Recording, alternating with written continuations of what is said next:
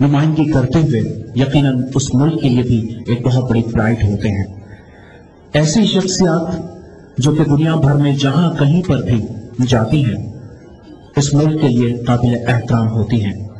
ذرائع ابلاغ کے حوالے سے پرائڈ ہے، الیکٹرانک اور پرنٹ میڈیا کے حوالے سے، مزاح کے حوالے سے اور بالخصوص کمپیرنگ کے حوالے سے بحثیت میزبان جو ان کی شخصیت ہے پوری دنیا بھر میں اور خاص طور پر ہم سب ان کو بہت ہی زیادہ قابل احترام اور قدر کی نگاہ سے دیکھتے ہیں.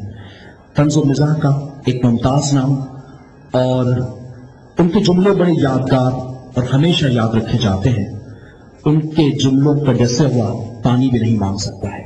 خواتین و حضرات، آئیے بہت ساری تالیوں میں استقبال کرتے ہیں محترم جناب انور مقصود صاحب.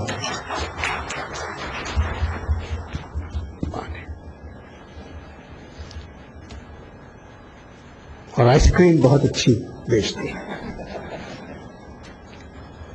جب انہوں نے مجھ سے کہا کہ آپ کو یہ اس تقریب میں آنا ہے کہ انسان اپنے آپ کو خود کس طرح بدل سکتا ہے، تو جب انسان اپنے آپ کو خود بدلتا ہے تو وہ اچھا بھی ہو سکتا ہے اور بگڑ بھی سکتا ہے. جس کی مثال کھڑو صاحب بیٹھے ہوئے صاحب، یہ اچھے خاصے آدمی تھے، محفلوں کی جان تھے، دوست تھے، دل نواز تھے، مخلص تھے. جب سے اسپیکر ہوئے بالکل بگڑ گئے. تو ٹرانسفارمیشن جو ہے وہ انسان کو بگاڑ بھی دیتی ہے. اب بات یہ ہے کہ انسان جو ہے وہ غریب یا بے وقوف پیدا نہیں ہوتا، مگر رہتا اپنی مرضی سے ہے. تو کچھ نہ کچھ کرتے رہنا چاہیے انسان کو تاکہ وہ اپنے راستے خود نکلتے آتے ہیں. اللہ تعالیٰ مدد کرتا ہے. یہ بہت ہی اسلامی پروگرام ہے. میں اتنا سمجھا نہیں تھا اس کو، مگر میمن صاحب نے اور جو شروع کا استقبالیہ ہوا اس سے میں ڈر گیا. جو اللہ تعالیٰ کی ہم بات کرتے ہیں، میں آج کل بہادر شاہ ظفر پہ کچھ کام کر رہا ہوں، تو ان کا شعر ایک ہے، ظفر یہ بھید ہے کیا جادے کیا نہیں کھلتا، کہ ڈھونڈتے ہیں سبھی اس کو جو سبھی میں ہے. تو ہم جو کام کرتے ہیں وہ تو اللہ تعالیٰ کی مرضی سے کرتے ہیں جو کچھ ہے. اب میں اپنی مثال آپ کو دوں کہ حیدرآباد سے ہم لوگ آئے، بہت بڑا خاندان آیا یہاں، 10 بھائی بہن، ماں باپ، نانا نانی، پرنانی، اور آئے پاکستان آئے 48 میں. گھر خالی پڑے ہوئے تھے. ہم لوگ گھروں میں نہیں گئے. نانا نے کہا یہ کسی اور کے گھر ہیں. ہم نے نظام الدین اینڈ سن سے ٹینٹس لیے اور جمشید روڈ عامر کالونی کے پاس ہم نے ٹینٹ میں ہم لوگ رہے. بارش آ گئی، وہ ٹینٹ بہہ گئے. صرف ہفتے ساتھ ہم 10,000 کتابیں لے کے آئے تھے اور کوئی سامان نہیں تھا. میرے نانا کمشنر تھے حیدرآباد کے.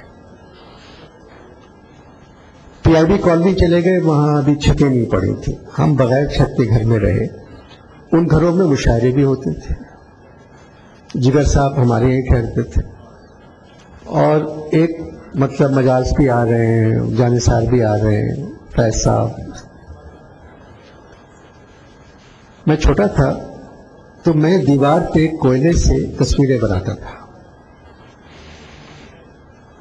شاکر صاحب پڑوسی تھے ہمارے، تو شاکر صاحب آئے کہنے لگے یہ تم تصویریں بناتے ہو، اس پہ رنگ بھرو. میں نے کہا رنگ نہیں ہے میرے پاس. تو شاکر صاحب نے رنگ لا کے دیا اس کو. میں نے تصویریں بنانا شروع کی. پھر امتحان میں 3-4 سال ہم پڑھ نہیں سکے ہم لوگ. احمد بھائی میرے بڑے بھائی جو چیف سیکرٹری تھے سین کے، وہ پڑھتے رہے. اپنے بی اے پاس کر لیا، نوکری ملی مجھے، میں اپنا کام کرتا رہا. ملازمت جب ملی اس وقت میں لائٹ ہاؤس سنیما کے پاس سے جا کے پرانے فراک خرید کے لاتا تھا اور ٹائیاں اور ان کے بٹن نکال کے کفلنگس بناتا تھا. وہ میں صدر میں بیچتا تھا اور میں کام کرتا تھا انویسٹمنٹ کارپوریشن آف پاکستان میں. مگر اس میں کوئی بری بات نہیں ہے. آپ محنت کرتے جائیں, اپنا کام کریں. اور یہ جو ہے کہ آج آپ لوگوں کی محبت اور مطلب اپنے کام میں ایمانداری ہونا چاہیے, اور سچ اچھی بات ہے, سچ ہونا چاہیے. آپ سچ بول کے بھول جاتے ہیں کہ آپ نے کیا کہا تھا. جھوٹ کہہ کے زندگی بھر یاد رکھنا پڑتا ہے کہ آپ نے کیا کہا تھا. یوسفی صاحب یہاں موجود ہیں. میں نے شاید قرآن شریف کے بعد کوئی کتاب اتنی مرتبہ پڑھی ہے, وہ یوسفی صاحب کی کتابیں ہیں کہ فیض صاحب اور یوسفی صاحب کو آپ پڑھتے جائیے, آپ کو زندگی گزارنے کا لطف آئے گا.